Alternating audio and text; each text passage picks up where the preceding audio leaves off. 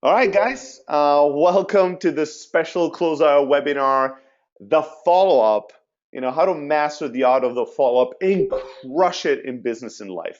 All right, the follow up is one of the most important things to do if you truly want to master the game of sales and life and entrepreneurship. If you ask me, if you want to master the hustle.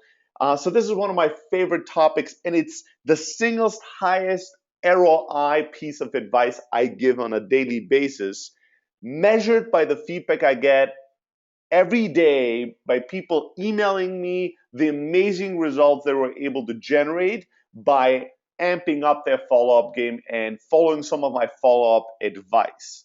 So I'm super thrilled if we just get some of you people to do a little bit more follow up and be a little bit more persistent in life. We will create insane value in the next 60 minutes. All right, so let me first tell you a little bit about myself and give you some context and background why I care about the follow up. Obviously, I've been a serial entrepreneur my whole life. I'm completely unemployable. I never had a real job. And my entrepreneurial superpower has always been the hustle. In one way or another, I've always been able to, sell people on my ideas, sell people on our products, get customers to buy in, get investors to invest, get the press to write about, get people to join the company.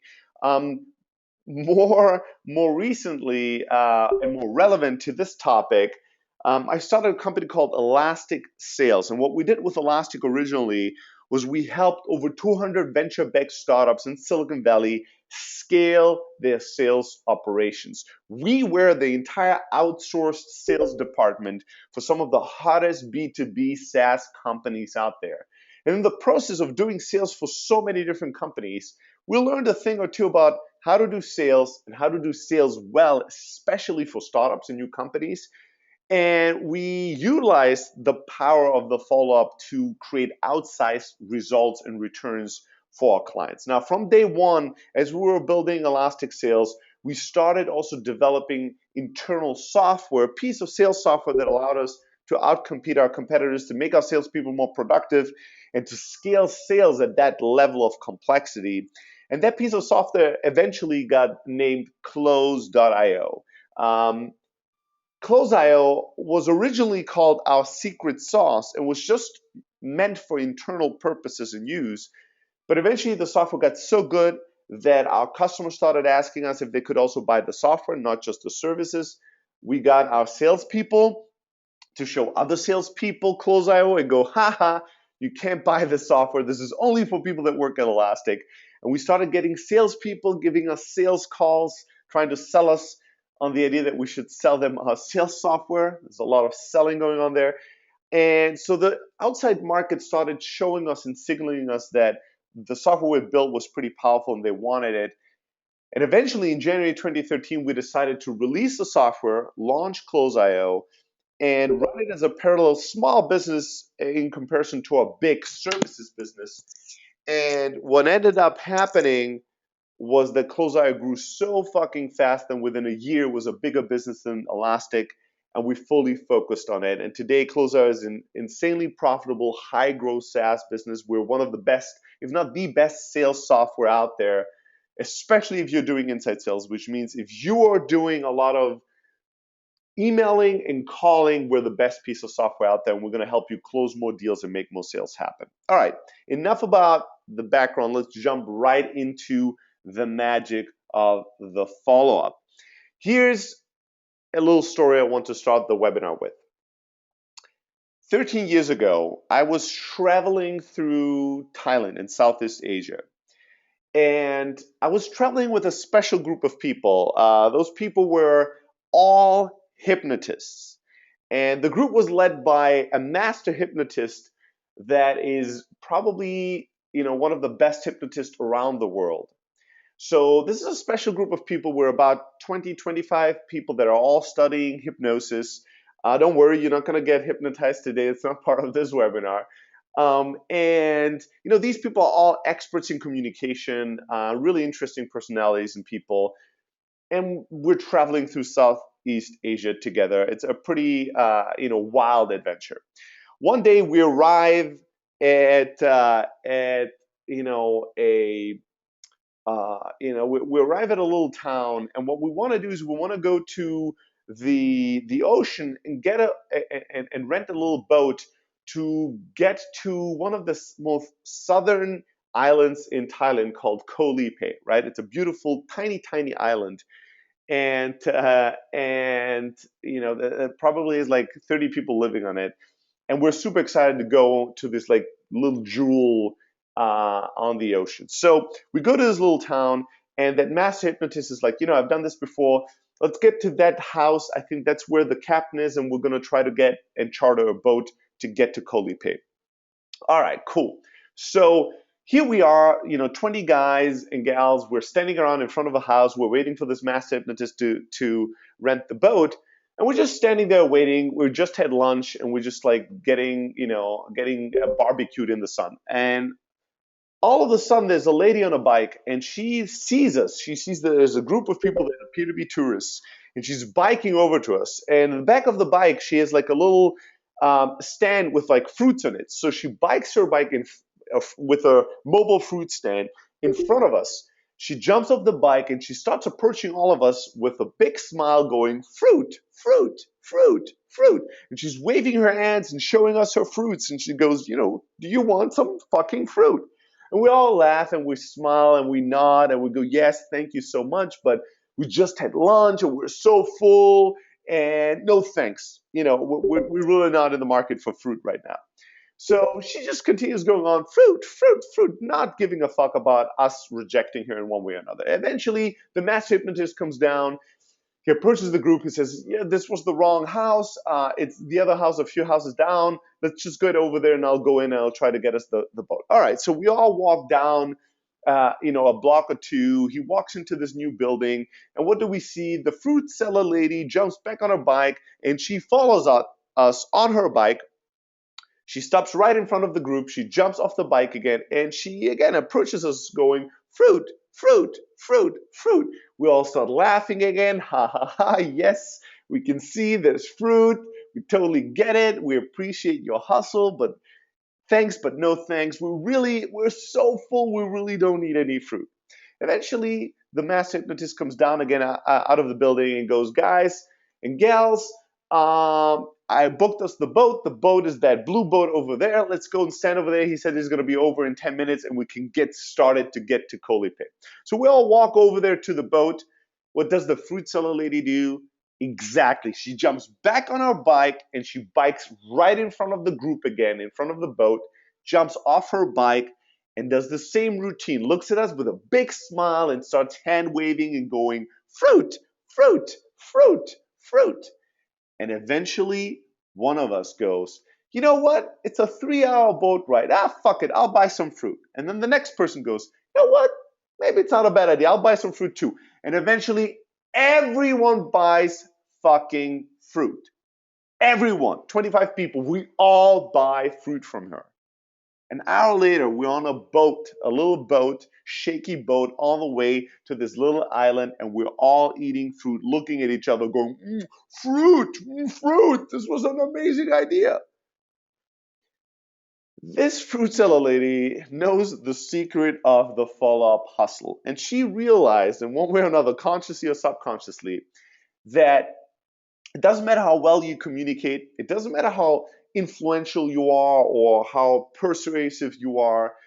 This was a bunch of people that hypnotized other people for a living, people that are masters in communication. And here we are being influenced and sold by this nice fruit seller lady. Why? Because the person with the highest clarity in the room always wins, and because the person that is most persistent always wins. Here's one of my favorite quotes from Paul Graham. If you're into startups, you know who PG is, the founder of Y Combinator. You can be surprisingly stupid if you're sufficiently determined. That's the magic of the follow-up.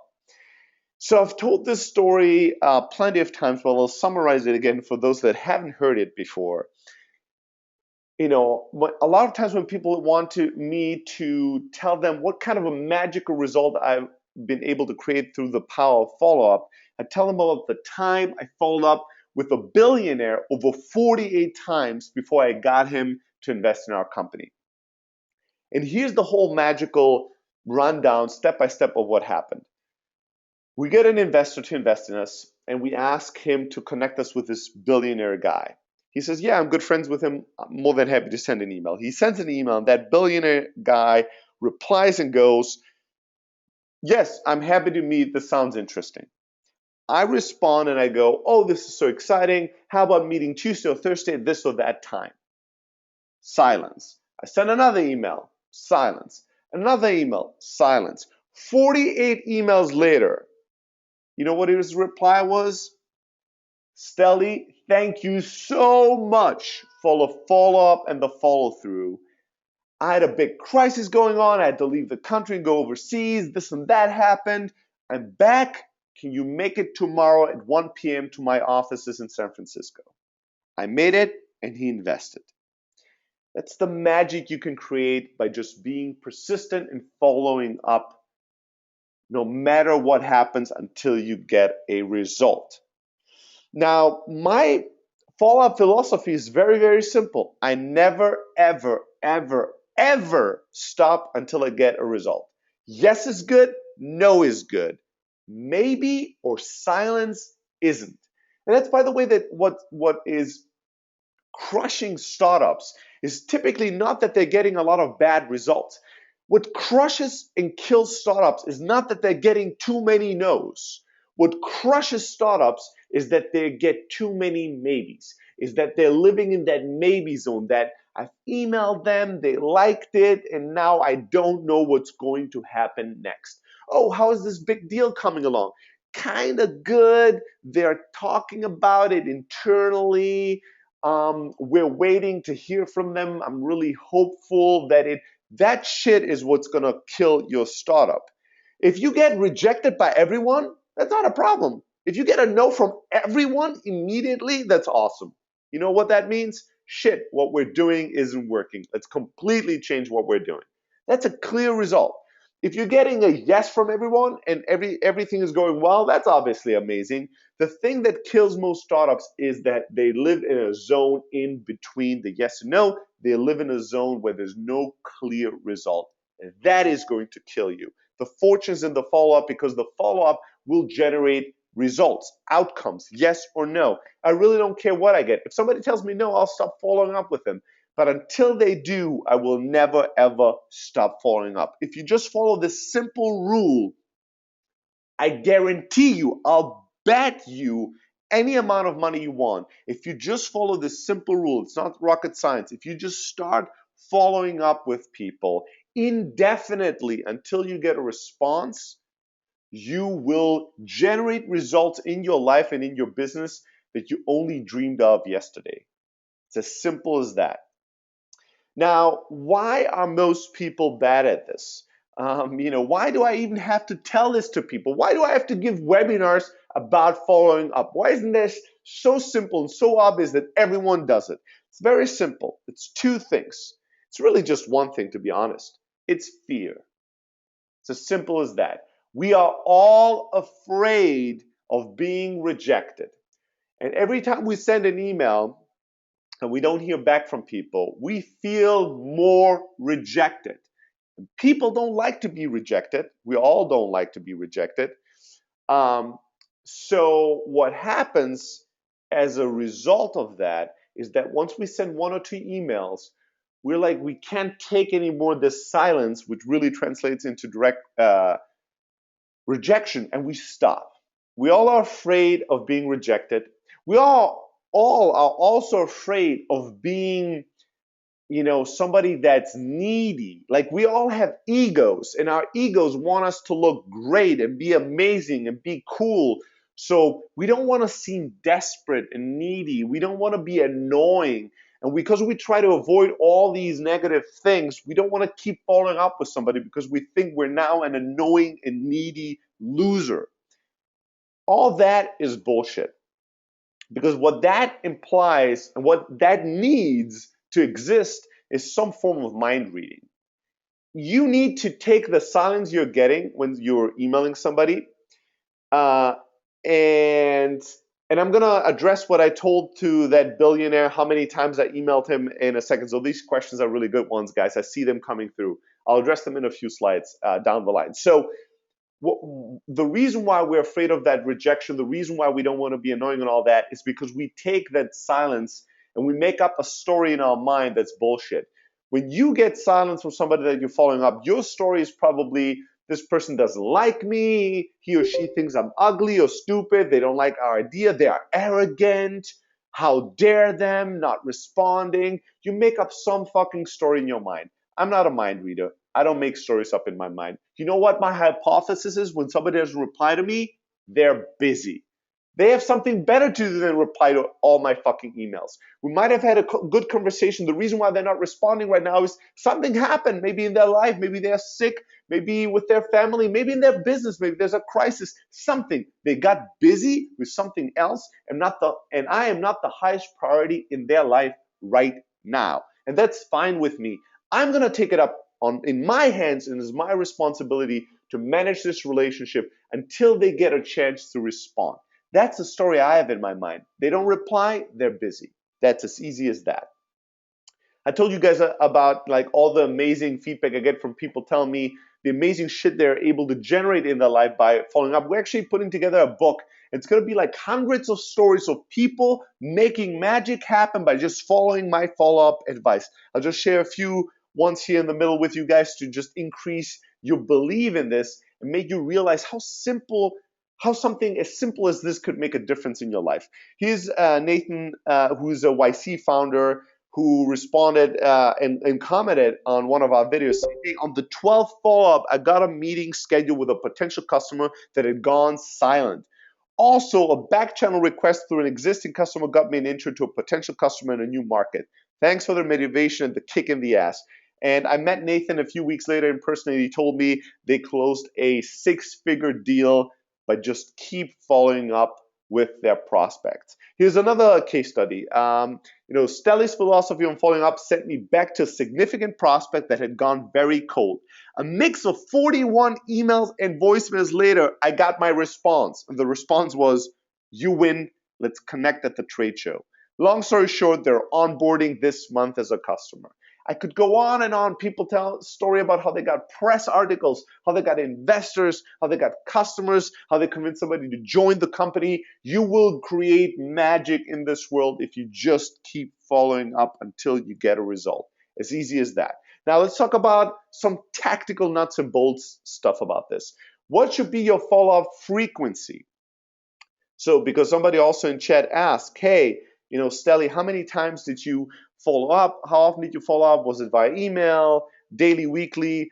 I was pretty, with this particular billionaire, because we were raising money and we had to make it happen fairly quickly. We almost closed the round before we invested.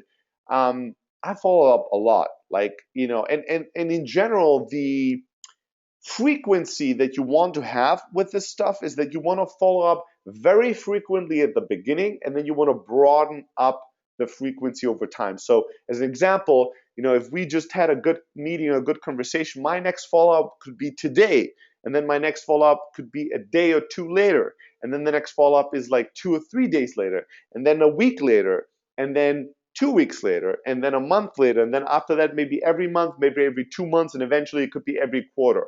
So what you do is you do a high frequency and density at the beginning of the relationship, and then you're broadening and spacing it out over time. With this billionaire, I was probably very, very, very insistent, and I emailed him multiple times every week for a number of weeks. So, and also I'll get to Florian, I'll get to what I was telling him, but it's really not fucking rocket science. It's very beautiful. We'll talk about that in a second. So when it comes to follow-up frequency, what you want to do is more frequent at the beginning, and then spacing it down, less frequent over time. Now let's talk about follow-up channels for a second, because there's a hierarchy to this shit.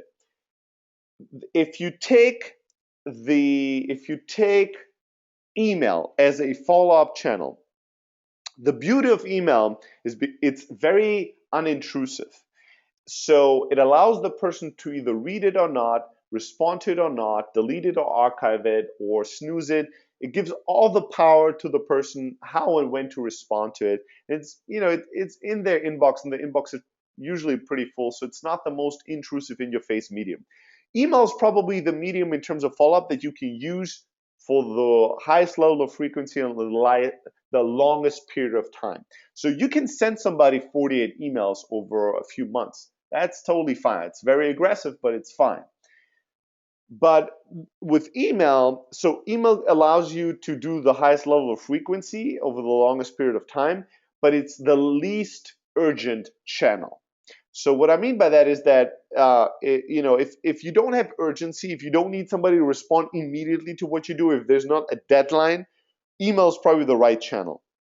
Now, if what you're doing or what you're trying to accomplish with this person is more urgent, you need to move up the ladder in more urgent channels. So, more urgent than an email could be a letter, an SMS, a fax, could be some social media, but even more importantly, let's go from an email to an actual phone call. So if you call me, that's a lot more interruptive in my day, right? If you call me, you text me, it's a lot harder for me to ignore. Therefore, you don't really have the credit to call me 48 times or leave me 48 voicemails. 48 emails over a long period of time is one thing. 48 voicemails, way too aggressive. Excuse me. So what you want to do is, if you don't have urgency, you just use email. If it's more urgent, you might want to go one level above and pick up the phone and call somebody. And even one level above that in urgency is to actually show up in person. There's no ignoring you if you're in my office. Like, you're standing right in front of me, you see me, I see you. It's very hard to ignore you. I can't snooze you or archive or delete you. I have to acknowledge you.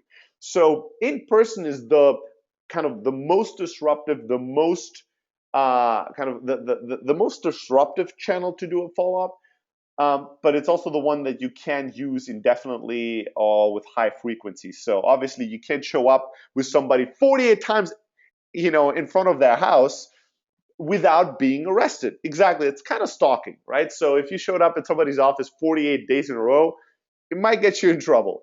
But you would not believe how many multi-million dollar deals have been saved by people showing up in somebody's office.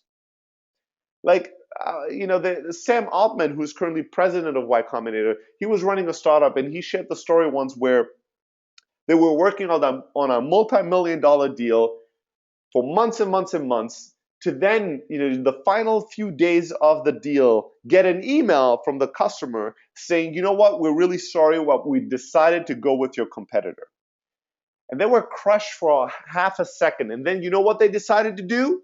They bought a fucking ticket to New York. They were based in San Francisco. They flew to New York, and the next day they showed up at that prospect, at that customer's office, and they went, hey, we saw your email. We were in New York anyways, and we thought we'll drop by and just say hi. It's really sad that it didn't work out, but we thought we might have a chat.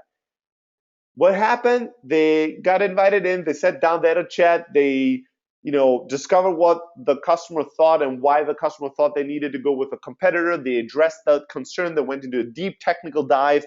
And an hour later, the customer changed their mind and bought from them. Multi-million dollar deal saved by them just showing up in person. There's a million examples of this, a deal going cold and then a person going, either you email and go, hey, I'm in the area, can I buy you some lunch, dinner, or coffee? Or just showing up at the office and going, hey, I was just in the building visiting this other customer, I wanted to say hi. Millions and millions of deals have been saved by just showing up. Again, it's a thing you can't do indefinitely, you can't do a lot, but once in a while, you get on a fucking plane and you show up somewhere to close and win and save the deal. Let's talk about some do's and don'ts on the follow-up. So, and this relates back to what I did what I was saying when I was following up with that billionaire. Number one thing is you need to be friendly and you need to keep it short, right? So my follow-up emails honestly lacked any and every piece of creativity. All my emails sounded something like this. Hey, another beautiful day in paradise. Here's a new press article about our company. Can we meet this Tuesday or Thursday? The next email will be, hey, another beautiful day in paradise. we just hired this amazing person. Can we meet today at this time? The next email would say, hey, another beautiful day in paradise. See, we just crossed this big milestone I wanted to tell you about. I'm so excited about meeting. When can you meet in the next 48 hours? All my emails were just that. Just one sentence saying something nice about our company, a bit of news, and then proposing a time to meet. That's it. You never want to apologize for emailing them. Hey, I'm so sorry that this is the 10th email. You never want to reference back to other emails. Hey, this is the 47th time I'm emailing you.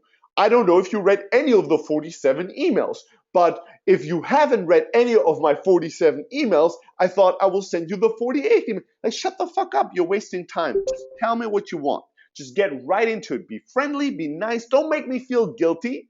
Don't complain. Don't go, I don't know why you're not answering any of my emails. I mean, you might think that you're something better than. Don't talk shit like that. Don't make me feel guilty.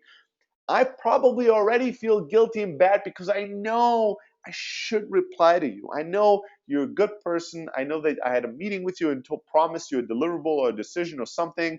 I know I'm late. I know I've ignored you. Don't make me feel even more guilty. I will never respond if you make me feel bad or guilty. Don't be needy. I don't need that in my life. Just be professional, clean, nice and cut, friendly, keep it short, provide value, and shut the fuck up. Like, just keep it moving. Very, very simple. I have people sometimes that are just nuts. Like, they will send me a message on fucking Facebook, right? And I'm not really on top of managing all my messages on Facebook.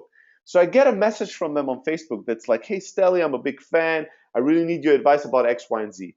And 2 hours later, they'll send me a follow-up message on Facebook, start complaining that I haven't answered yet.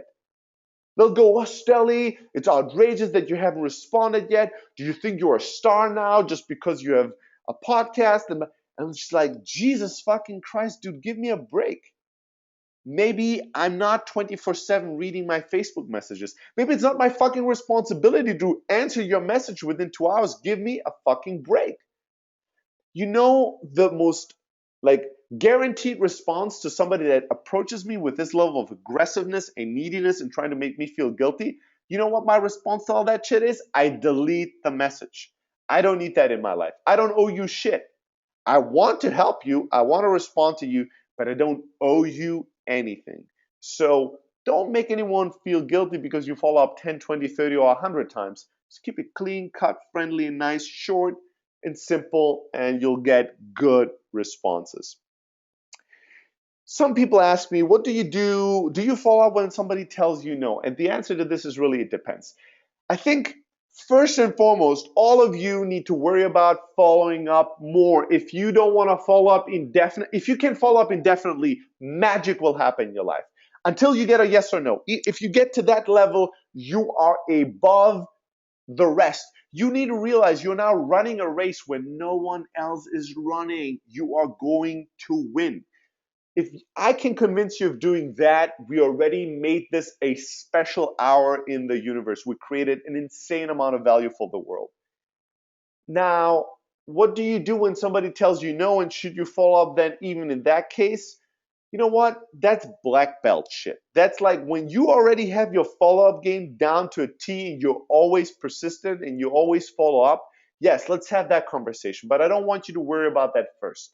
So if you're already a pro on the follow-up game, yes, let's talk what to do when no. My answer to should you follow up when somebody tells you no is it depends. Depends how big and how valuable the conversation or relationship could be for you and them and for your business in the long term. A lot of times people have responded to a no and follow up to a no and then turned it into a yes, right? So, so I know about some really creative uses where, somebody got rejected and then, I mean, you saw that these guys, when I told you that jumped on an airplane and flew to New York, they got a no, they got rejected, and they still followed up by showing up in person and making a final attempt to win the deal. There's been people that I know that, got a no, and then they sent that person a gift, and it was maybe, I don't know. One story was like in Canada, and the guy sent the person a hockey stick with a little quote card that was saying, you will lose 100% of the attempts that you never make, or something along those lines. Or I remember somebody sending somebody an article about why you should never accept the first no and how to deal with rejection. There was a little quote that said, "Hey, this article inspired me. After getting your rejection, I was crushed, and then I read this article and it inspired me. I hope it'll inspire you too." And a day later, they called that person and went, "Did you read the article? I just wanted to make sure you got it." The person was like laughing and saying, "Yes, this was really creative and really cool." And they start talking again, and they figured out, "Hey, why did you say no in the first place?" And eventually he turned them around and they made them a customer. So there's some people that will follow up even when they get a no, but I think that it depends on the relationship. It depends on what you're selling, the value that you're creating for both sides. And it depends on how up your game is in terms of um, the follow-up magic that you can create. Now, I see that a bunch of people are asking very good questions about, what do you do with cold emails? What do you do when you are reaching out to somebody cold? They've never heard of you. They've never talked to you in person, on the phone, or via email. They never responded or replied positively in any shape or form or way. What do you do when you cold email someone or cold call someone and you don't get a response or reply? How many times do you follow up, and what's appropriate there? There are some studies that say that when you do a cold outreach, you want to follow up between 4 to 8 times. 4 to 8 times is probably the right frequency of following up to a cold outreach. 48 might be too much. But then again, I know people that, there's a company in the UK that's doing SEO services. They've been following up with me. I've been ignoring them for the past 2 years. And they probably have followed up like 24 times in the past 2 years, probably like every month I get an email from them. And I never delete them. I always archive them because they're always clever, they're always fun, they're always short. I kind of feel for them. They're hustling, they're young, they're cool startups. So I'm like, yeah, I totally get it. I don't need SEO services right now, so I'm going to archive this, but I'm not deleting this. I'm not even annoyed by it. I kind of respect the hustle that they have in the follow-up. And I guarantee you, if I ever need SEO services, they're one of the first companies I'll look up because I know who they are. I know about the company because they never let me forget. So it depends on your philosophy. It depends on what's authentic to you, how aggressive you are. But I personally would not follow up indefinitely with a cold contact. We follow up typically 8 times with a cold outreach. That's probably a good rule of thumb. All right, now I'll go against everything I've said and I'll give you a tip or a hack. And this is usually used in automated communication, how to break up with somebody when they don't respond to your emails. So there's an email that's called the breakup email. It's a specific format, and if you use it, you'll get an insanely high amount of response rates to these emails. It's going to be very, very successful. I, most of the time, would not use this in my personal follow-up, although you can. But if you use drip emails, if you have some kind of a funnel where people come and they sign up for a free trial, or they contact you, or they download an ebook or a white paper or anything, they get into your funnel and you send them a number of drip emails, automated emails that say, "Hey, should we jump on a call? Hey, read this book we wrote. Hey, do this, hey, do that." Any kind of like customized email communication that's automated.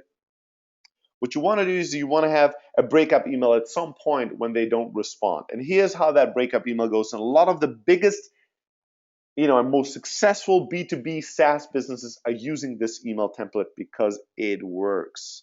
Here's the simple format. You write a subject line that says something like "Goodbye from Trunk Club," or "Goodbye from," this is an email I got from Trunk Club. It's a B2C company, but I got the exact same email from HubSpot, which is a B2B company, and there's a bunch of other companies that do this. You write "Goodbye from steli" or "Goodbye from your company." And then in the email, basically what you say is you say, "Hey, dude, I've been trying to reach you multiple times over this period of time. I've never heard back from you. So what I need to do right now is I'm going to assume that you don't care about this anymore. I'm going to take you off my list. You will never ever hear from me again. Whenever you're ready to talk, here's all my contact information. I'll be excited to chat with you, but you will not hear from me again. Goodbye." This email is insanely successful. You take something away from people and they will jump off their seats to get it back. It's so funny. It's just psychology 101. You take something away, even if they didn't really want it that much, you'll make it more valuable. So the breakup email, which is an email where you basically tell them, hey, I'm going to stop emailing you. You will not hear from me again. If you want something, if you're interested in this topic, you can get in touch with me anytime, but I'm taking you off my list, is money. That email is killing, gets insane open rates, insane reply rates. So, use it at your own discretion and use it wisely. Now, again, for the follow-up ninjas, hey, what's the response? So even asked what the response rate is for this goodbye masterpiece. It depends. Every company gets different response and reply rates. I think on the open rate, that what I've seen is 50 to 70%. When you have goodbye or goodbye from steli in a subject line, it's going to get very high open rates. And then on the response rate, it's really depending on the quality of list, the quality of brand or company that you're at. So those vary, but I've seen response rates for this that are very, very high. I mean, we're talking 30, 40, 50% response rates, which is insanely high for a group of people that have ignored your prior 7, 8, or 9 or 10 emails, right? Very, very high. I'm sure there's some companies that are much lower, some companies that are even higher than what I say, but I'm telling you, out of all the emails that you send, this is probably going to be one of the emails that get the best open and response rates. All right, so let's talk about the again, for those of you that have the ambition to become a black belt master in follow-up, a ninja in follow-up, you can put some fun in your follow-up to just brighten it up and make it a bit better. So there's this guy that runs a business that basically coaches people in business to be more funny. And he sends me an email one day and he goes, Steli, I love your talks, love everything you do. We need to work together, blah, blah, blah. I ignore it.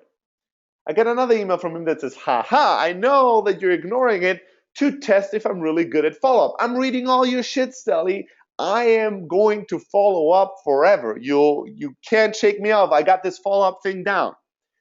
In my mind, I go, oh, really? Let me see if if you truly live that. So I archive that email. I don't respond. He sends me another email with some funny thing going, hey, I'm gonna start showing you some badass follow-up moves. And I think, all right, I'm gonna ignore you. What does he do? He sends me another follow-up email. In that email, he has a Cookie Monster GIF, and that's all that's in their email. It's an email with this GIF, and it's the Cookie Monster waiting, right? I started laughing when I saw that. I'm like, Jesus, this guy is really truly good. It's kind of funny.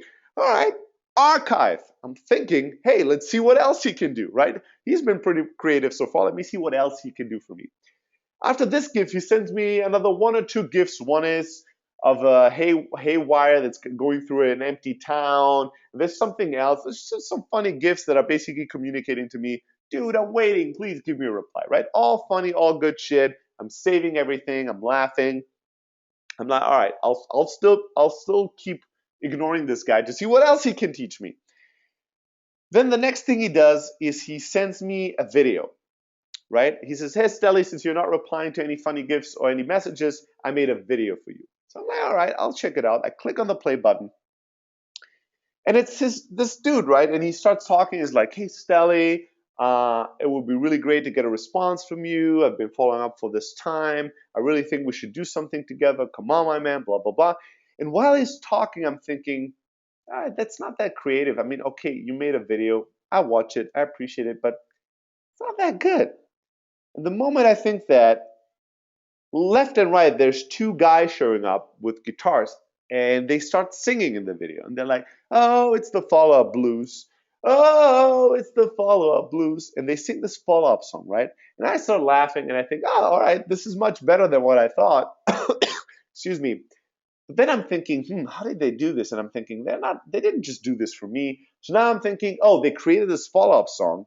And then every time he sends an email to somebody, he just creates that first part of the video where he's alone. And he goes, hey, John. And then he creates the next video. It's like, hey, Steli, we should really blah, blah, blah. And he creates the next video. It's like, hey, Bob. And all he has to do is he has to edit the second part where he does the generic song. I'm thinking, like, how did he scale this? So while I'm thinking, oh, probably this is a generic song, these motherfuckers start saying my name and our company. And they're like, oh, follow-up song. Come on, Steli, respond. Oh, close IO. And it's clear, holy shit, they made that whole video just for me. They created that whole song just for me. And I'm like, holy shit, these people are legit. Like, this is fucking gold. And what do? Do I respond? No, I archive. Why? Because I'm thinking, this guy's on a roll. I want to know what he's going to do next. He sends me another one or two emails. One of them is just like, hey, Steli, now I'm concerned if you're still alive. Just type any random number of keys and hit reply so I know you're fine. And he does a few more of these jokey things and then eventually gives up. And he writes me, he goes, Steli, come on, man, you're killing me. I have nothing else I can do here. And eventually I responded. I'm like, all right, dude, you did an amazing job in your follow-up hustle. All I wanted to know is to see what else you can do. And you know what I did? I took all his emails and all his tactics and it turned it into a blog post. Put some fun in your follow-up. If you type that into Google, you find the article. And that article got picked up by a bunch of other blogs and it got him tons and tons of business. And we got tons of traffic and new signups through that article. So we all won. The reason why I show you this is to show you how you can be a little creative. By the way, if you want to use any kind of GIFs, you can just go into Google and type in Cookie Monster waiting and you grab that GIF and use it. But more importantly, I want to show you who you're competing with. Right? There's people out there that will not give up. These people will crush you. Become one of these people and you'll crush it in your market and you'll crush your competitors. So Julia is asking an important question here, which is like, hey, what do you do when you are serving super conservative, very professional customers? So, I mean, you need to speak in a voice and in a tone and tonality that will speak to your audience. So maybe you don't want to have a follow-up song or Cookie Monster because maybe that will not work for your audience. But you definitely want to follow up. You definitely want to be persistent. And you need to think about it this way. Sometimes people ask me, hey, Steli, what if I piss off someone by following up so much? And here's my response to this, Julia and Nigel. If there's 10 people and 7 of them hate me and 3 of them love me, and the 3 that love me, we create massive value together, that's fine with me. I'd rather have 7 people hate me and 3 love me than have 10 people that are equally indifferent about me and where we created 0 value, we made nothing happen, and we had all these conversations that led to nothing. Business is not about being liked. Business is not about being loved. Business and life, in my opinion, is about creating value, making things happen. So I'm not optimizing for being liked. I'm not optimizing for not inconveniencing other people. I'm optimizing for creating value.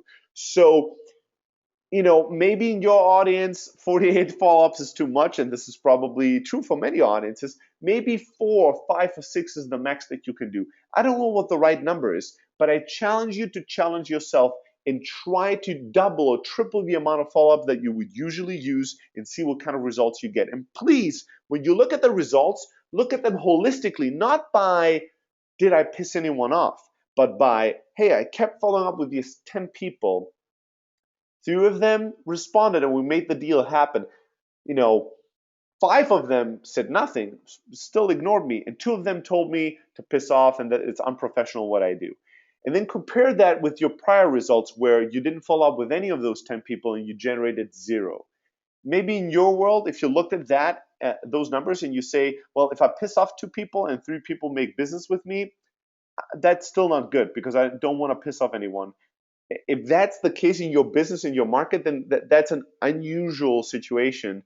In my opinion, if I can get 3 deals out of 10 I would lose, even if I piss off somebody, that's fair. And you know what? If somebody's pissed off by you following up, I really truly question that person. I mean, don't follow up 48 times in a day, but if you follow up like today, 3 days later, a week later, 2 weeks later, an email, and somebody's getting upset about that, in my mind, honestly, fuck them.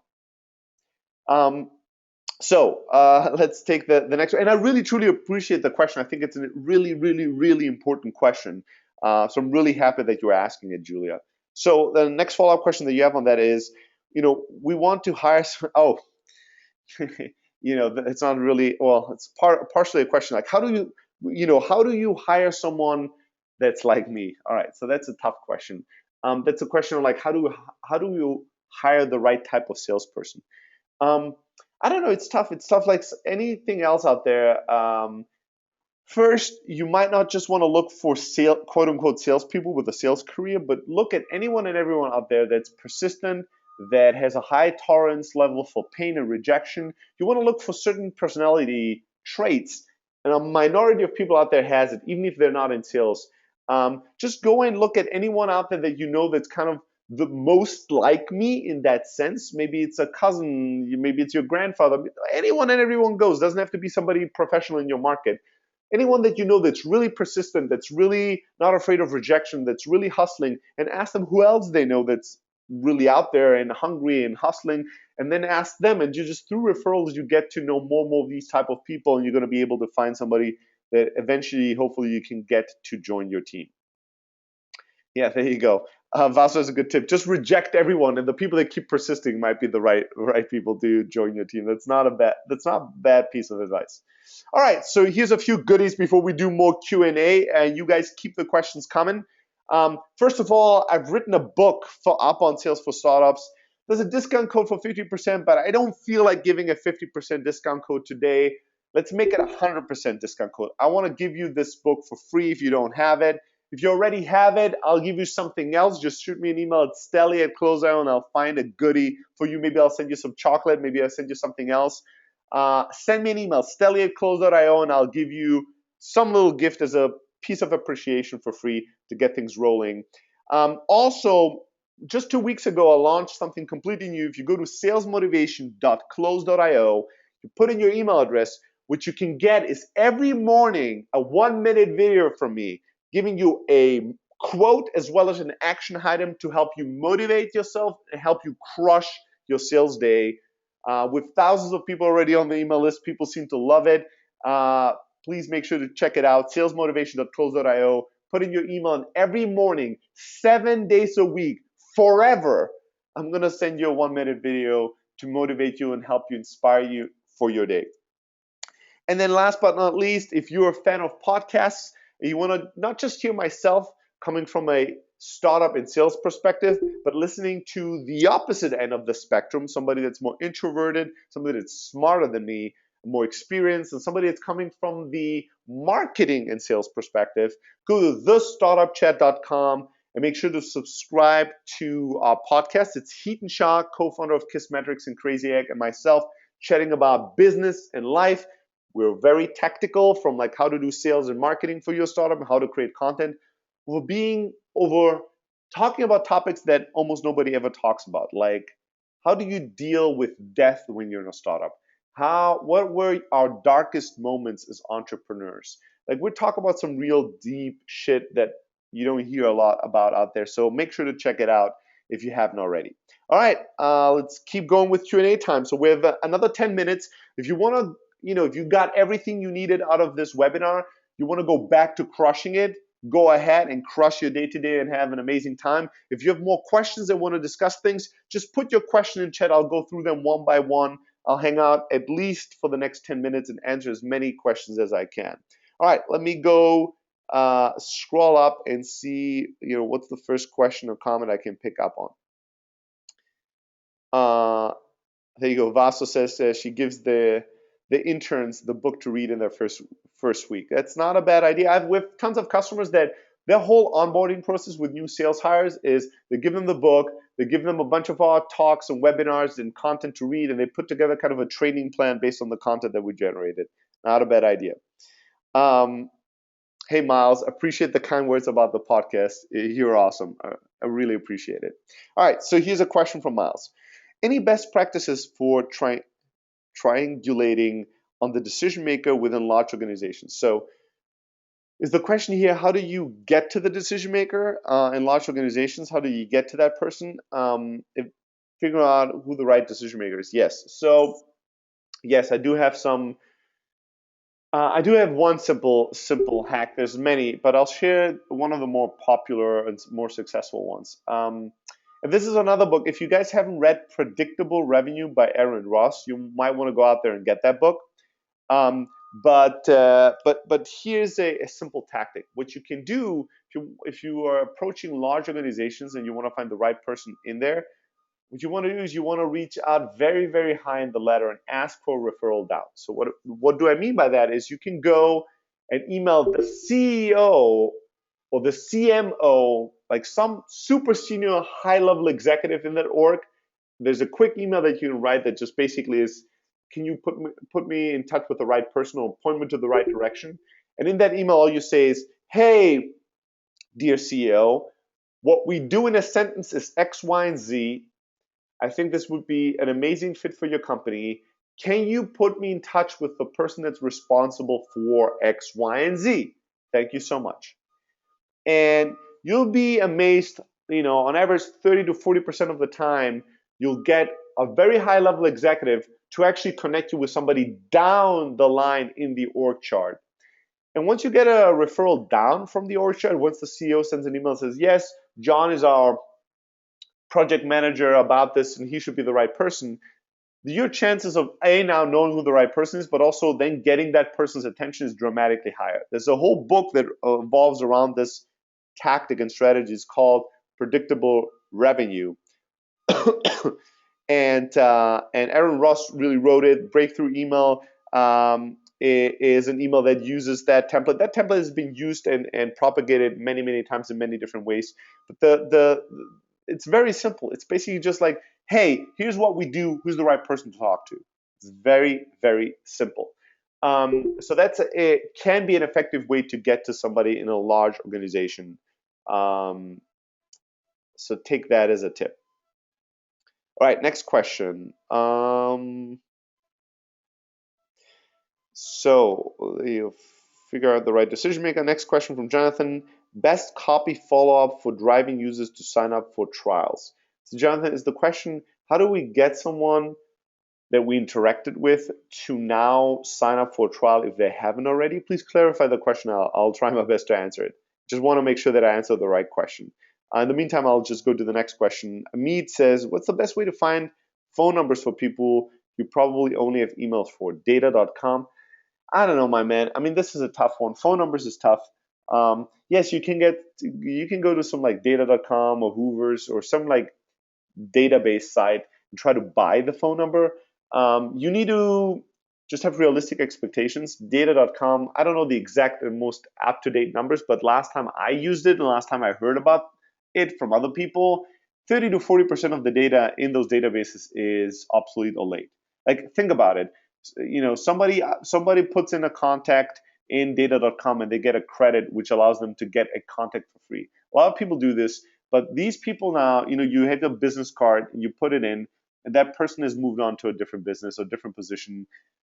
So a high quantity of the data that you can get in those databases is just wrong. So you need to just account for that. You need to just know, if I buy 100 phone numbers on data.com, 30 to 40 of them will not be correct anymore. Just keep that in mind. All right, I don't have a good way. There's no beautiful, perfect way to get people's accurate phone numbers out there. So a lot of buying of data, guesswork. There's a bunch of things that you can do that are hacks, but nothing is really great. All right, let me see what the next question is. So Ron is asking, I think closeout might be overkill for my situation. I'm a solo founder. I'm hustling and I do what I can. Do you have any advice on CRMs for, where is it? It just jumped down. CRMs for us tiny businesses. I'm struggling a bit to keep all of my outreach efforts coordinated. Ron, my man, if you're too small for Close.io, just try a whiteboard or a spreadsheet and keep it simple. If you're reaching out to tons and tons of businesses, you send hundreds of emails, you make hundreds of cold calls, you might want to consider Close.io. If not, an alternative to just pay attention to just have like a super lightweight CRM that's living in your inbox could be Streak. Streak.